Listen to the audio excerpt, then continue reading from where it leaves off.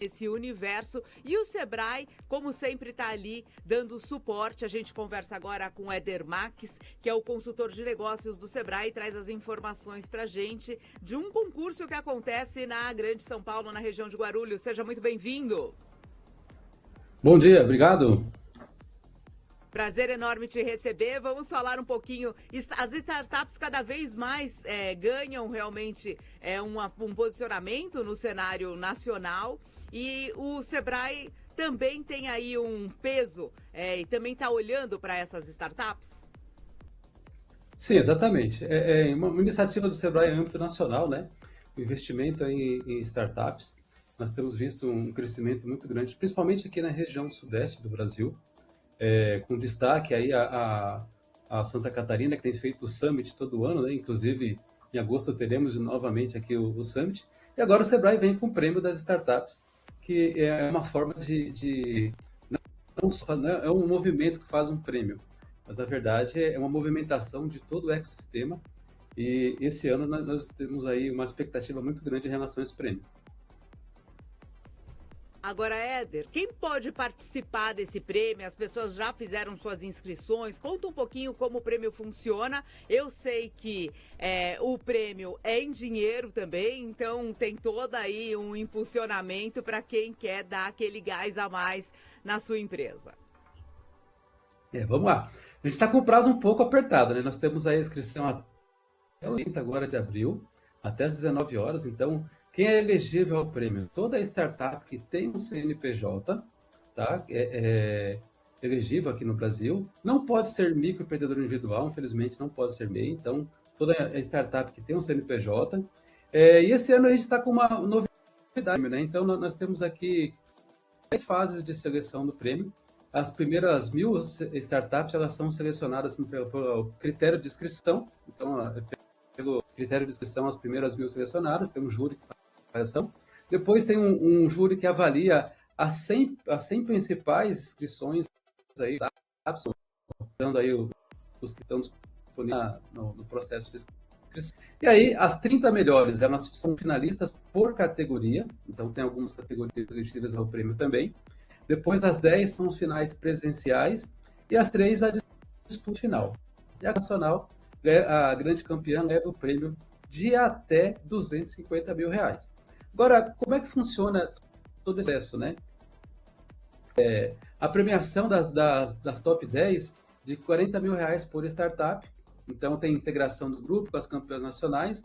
Mas um ponto importante, né? Lá no Summit, que vai ser em agosto, lá em Santa Catarina, as grandes vencedoras, né, a galera que faz a final vai estar lá no palco.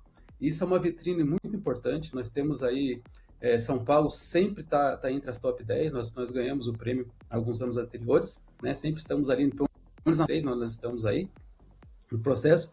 E esse ano nós temos uma questão importante, não só a parte de startups, mas também só vai vir com a parte inclusiva. Então, nós temos aí um trabalho de diversidade, equidade, inclusão, né? Incentivando a participação de sócios com startups mulheres, pessoas negras, indígenas, LGBTQIA+, e pessoas com deficiência, inclusive com bonificações aí na avaliação, já na inscrição dessa galera. Tá certo. E vamos falar um pouquinho desse universo. Você falou da questão de Santa Catarina, mas São Paulo, mesmo de forma descentralizada, a gente sabe que tem várias regiões do estado de São Paulo onde cada vez mais tem esse impulsionamento com relação às startups. Sim, é interessante pensar assim, nós temos ecossistemas aí descentralizados, né?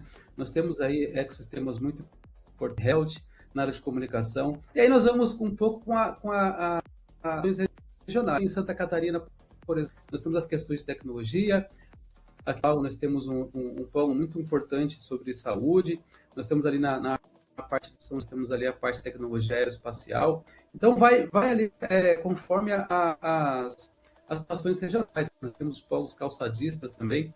Então, um ponto importante, né? Com o advento aqui da inteligência artificial, nós também estamos quebrando um pouco essas barreiras. Nós temos startups aí de diversos segmentos que a gente nem imaginava em cidades com 15, 20 mil habitantes, e nós temos startups aí de tecnologia e startups de ponta, tá? Então, a galera que às vezes está na universidade pensa assim, mas a minha ideia é muito simples e tal. Nós temos startups aí de pessoas que estão cidades de grandes centros urbanos e têm aí grandes ideias e sendo investidas por grandes empresas. Então, se nós pensarmos também nesse processo que não só porque eu estou próximo a São Paulo, estou próximo a algum centro urbano, então a startup tem que estar ali naquele local. Não. Então, nós não temos mais essa questão de fronteiras. Claro que nós estamos ali a concentração em alguns pontos, até por questão de logística, e incubadoras e centros tecnológicos, mas hoje nós não temos essa barreira no Brasil mais como um impeditivo como era antigamente. Agora, você tocou num ponto interessante, que as pessoas falam assim, minha ideia é muito simples. Vamos explicar então para todo mundo que está acompanhando a gente, porque nem todo mundo sabe o que diferencia, né, uma startup de uma empresa que está iniciando ou de uma empresa. É a capacidade que essa ideia, por mais simples que seja, ela tem de escalar, é isso? Exatamente. Quando a gente pensa assim, as pessoas falam constantemente, qual a diferença de uma startup e de uma empresa? Fala assim, o que torna uma startup? Essa ideia, essa ideia ou essa inovação, ela precisa ser replicável e escalável, né? Então, muitas vezes as pessoas confundem startup com invenção, não é nada disso. Então, assim, a ideia eu consigo replicar, eu consigo escalar isso. Então, isso já pode ser considerado uma startup. As pessoas falam assim, juridicamente tem alguma diferença? A diferença é que às vezes você vai mexer um pouco mais vezes, né, no contrato social devido à entrada de sócios, devido à entrada de impulsionadores e de aceleradores. Então, talvez você vai mexer um pouco mais. Mas a questão jurídica é a mesma intensidade, a mesma ideia que você tem aí de uma microempresa, de uma EPP, e aí conforme o faturamento, região e atividade, isso vai se modificando juridicamente. Mas em questão de ser uma ideia, eu preciso pensar da seguinte forma: essa ideia eu consigo replicar? Eu consigo escalar isso? Agora, um paradigma também, não tem ideia boa, ideia ruim, tá? Então, quando a gente pensa num período curto de tempo, a gente fala assim, vou comprar comida corporativa. Ninguém pensava nisso. Hoje a gente não pensa em não fazer isso, né? Então, possamos aí um tempo um pouco mais distante, antigamente a gente navegava, aí o pessoal mais antigo vai lembrar, a gente navegava pela internet, as coisas não tinham preço, aí até que veio buscar pé e colocou preço, algumas coisas. Então, assim, não existe uma ideia, talvez o momento ali seja um pouco inoportuno para ela, mas ela vai acontecer de alguma forma. Então, um paradigma que a gente precisa quebrar também em relação às startups. Não tem ideia boa, ideia ruim, a ideia é importante saber se ela é replicável e se é escalável. Tá certo então, Éder. Muito obrigada pela sua participação, trazendo todas as informações aqui pra gente. E boa sorte para todos que se inscreverem, né? Ainda dá tempo, até o dia 30 de abril dá para garantir ali a inscrição. Você dá alguma dica do que tem que colocar na inscrição para realmente fazer o negócio brilhar os olhos? É muito importante que as pessoas coloquem ali na inscrição exatamente como se fosse um pitch. Pensar ali que eu estou apresentando a minha empresa para um grande investidor, escrever certinho ali, pensar na problemática, colocar o contexto. Então, aquela regrinha básica do pitch, ela se aplica ali também nesse processo.